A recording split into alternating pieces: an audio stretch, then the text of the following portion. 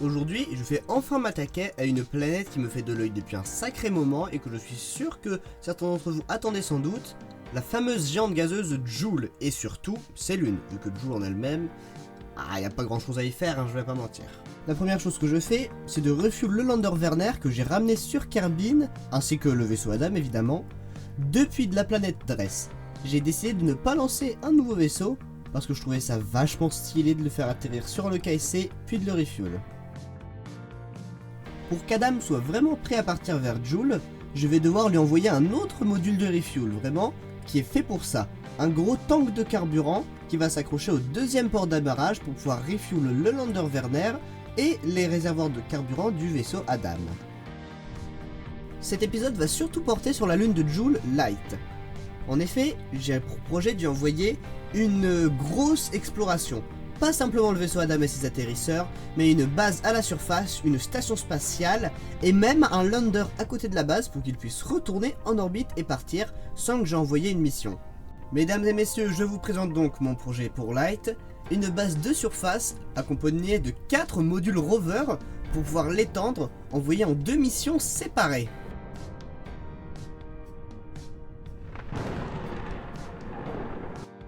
Voici donc le module central de la base dans sa forme finale, et il sera accompagné de 4 modules, chacun ayant une pièce différente, comme une table à manger, un endroit où on stocke le matériel, un laboratoire ou un jardin hydroponique. Le module central et les modules annexes seront emmenés par cette station spatiale gigantesque qui devra orbiter Light. Pour faire des économies, c'est une version un peu modifiée de la station Isengard actuelle, et on a aussi rajouté un énorme moteur avec plein de carburant pour pouvoir refuel le dernier élément de la mission, l'atterrisseur. Voici l'épouvante, qui tient son nom de genre d'avion dans le roman de Jules Verne, qui peut se déplacer en même temps, ou plutôt pas en même temps, mais peut se déplacer aussi bien sous l'eau que sur terre ou dans les airs. A la base, cet avion devait aussi être un sous-marin, mais j'ai pas réussi à faire fonctionner cette fonctionnalité, alors je l'ai reconverti en un genre de SSTO pour pouvoir repartir à la surface de Light. Vous pouvez voir qu'il utilise un moteur Heinlein, donc son design est assez inspiré du Lander Werner, qui utilise le même moteur et les mêmes radiateurs. Lander Werner qui est lui-même inspiré du Lander Nausicaa de Roik. Ensuite, la prochaine étape, j'envoie tous les modules, donc la station spatiale, la base centrale, les modules annexes et l'épouvante.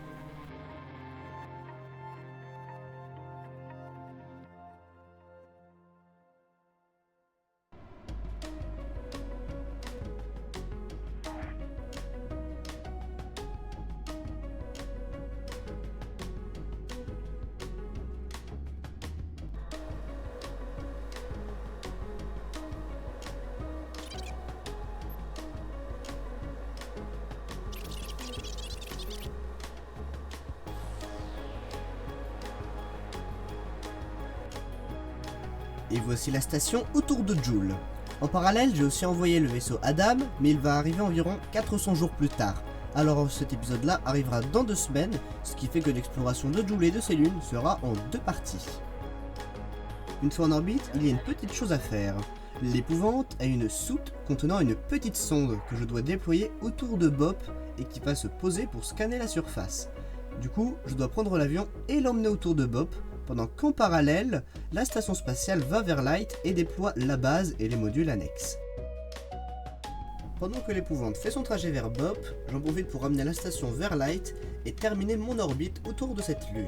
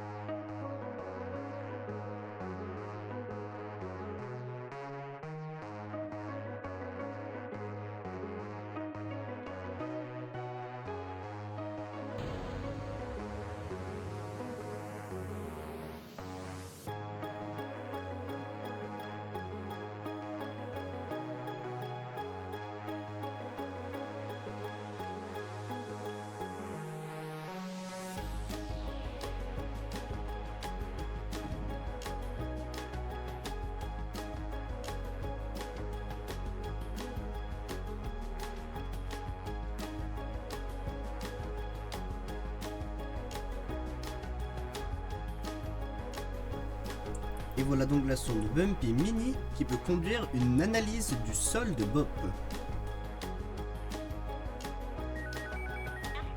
Ensuite, il faut amener l'épouvante sur Light.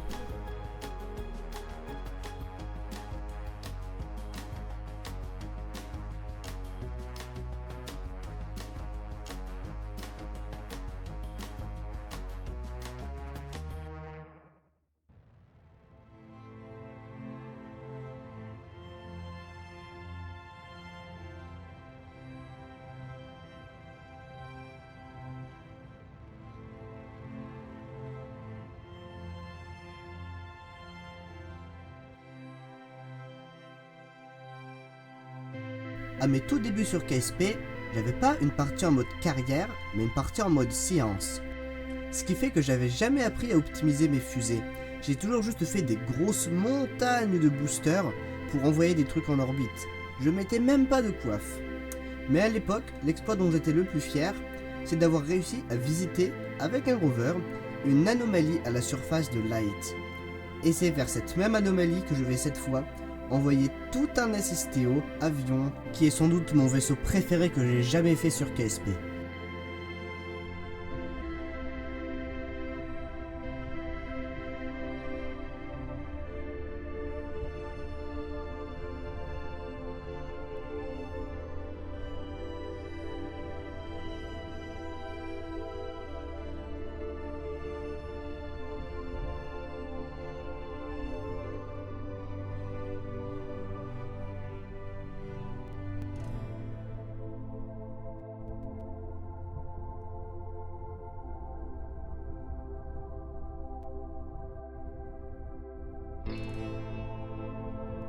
C'est aussi le moment de révéler une particularité de l'épouvante. En effet, il a toujours des roues car à la base, il devait se déplacer dans les airs, sous l'eau mais aussi sur terre. Du coup je lui ai mis des grosses roues de rover pour qu'il puisse se déplacer de façon plus précise et tout terrain.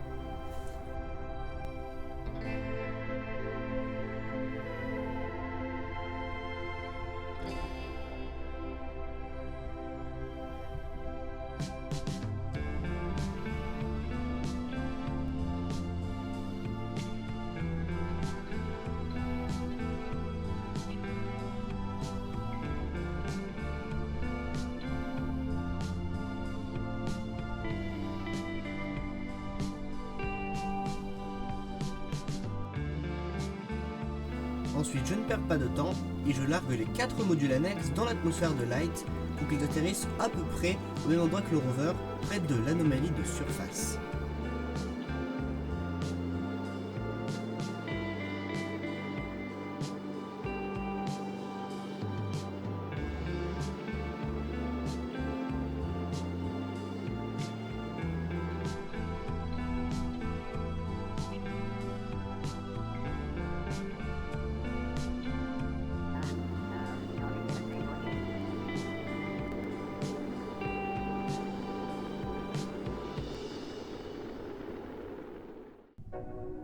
Maintenant, c'est le tour du gros module central d'essayer de se poser le plus près possible des genres de rover modules annexes.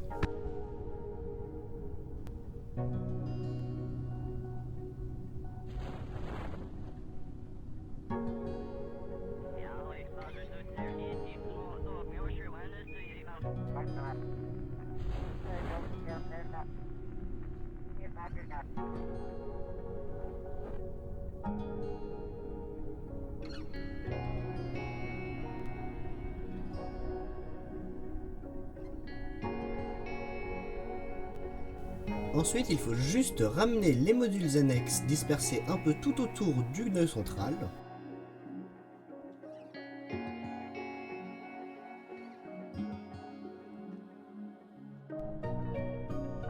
Prochaine étape, je ramène l'épouvante près de la base et je vérifie que tout fonctionne parfaitement.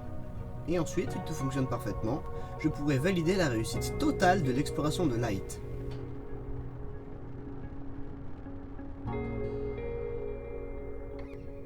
Malheureusement, il s'avère que le réacteur nucléaire que j'avais embarqué sur la base au sol a fondu. En tout cas, son cœur a fondu et c'est irréparable. Alors, je dois envoyer l'épouvante en orbite pour récupérer des ingénieurs sur la station spatiale ainsi que des RTG pour pouvoir les accrocher à la base au sol et avoir assez d'électricité pour alimenter les laboratoires.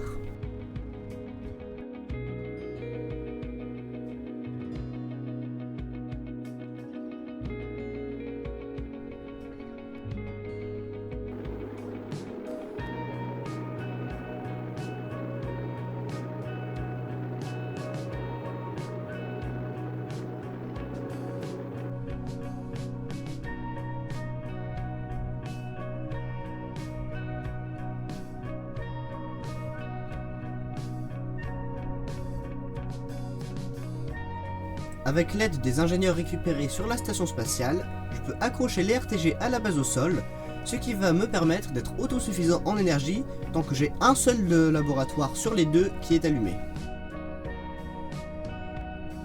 Ça nous permet donc de conclure cet épisode, le premier de l'exploration de Joule et surtout de l'exploration de Light.